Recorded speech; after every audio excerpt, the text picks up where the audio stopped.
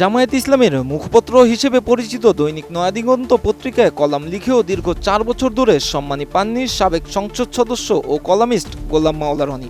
নিজের ঘাম ও শ্রমের পাওনা পরিশোধের দাবিতে এবার সরাসরি জামায়াত আমির ডাক্তার শফিকুর রহমানের কাছে ইনসাফ চেয়েছেন গোলাম মাওলা রনি। মঙ্গলবার রাতে সামাজিক যোগাযোগ মাধ্যম ফেসবুকে জামায়াত আমিরের ছবি সংযুক্ত করে নিজের পাওনা না পাওয়ার অভিযোগ তুলে ধরেন তিনি।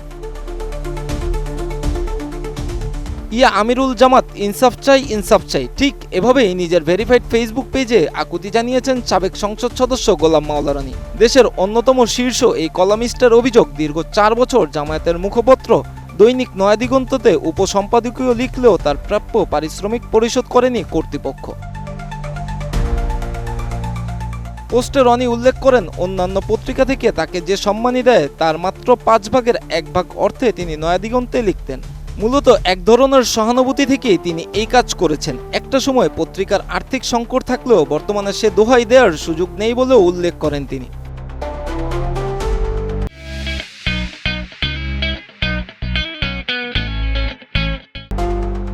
পোস্টে তিনি জানান, আমি খেটে খাওয়া মানুষ, জীবন জীবিকার জন্য এখনও আমাকে দৈনিক ১৮ ঘন্টা মেহনত করতে হয়।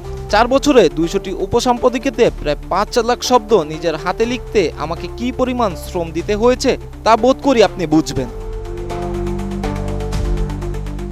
একাধিকবার অনুরোধ করেও কোনো সমাধান না পাওয়ায় শেষ পর্যন্ত সরাসরি জামায়াত আমিরের দৃষ্টি আকর্ষণ করেছেন তিনি। নিজের ঘাম, শ্রম এবং মেধার বিনিময়ে অর্জিত পাওনা আদায়ে ইনসাফের দাবি জানিয়েছেন এই কলামিস্ট। সামাজিক যোগাযোগ মাধ্যমে এই পোস্টটি মুহূর্তেই ভাইরাল হয়। রাজনৈতিক ও সাংবাদিক মহলে বিষয়টি নিয়ে শুরু হয়েছে নানা আলোচনার সমালোচনা।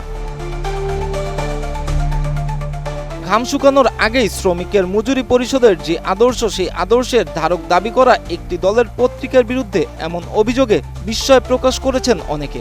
এখন দেখার বিষয় জামায়াত আমির এই ডাকে সাড়া দিয়ে ইনসাফ কায়েম করেন কিনা। মিরাজ হোসাইন, এটিএন নিউজ।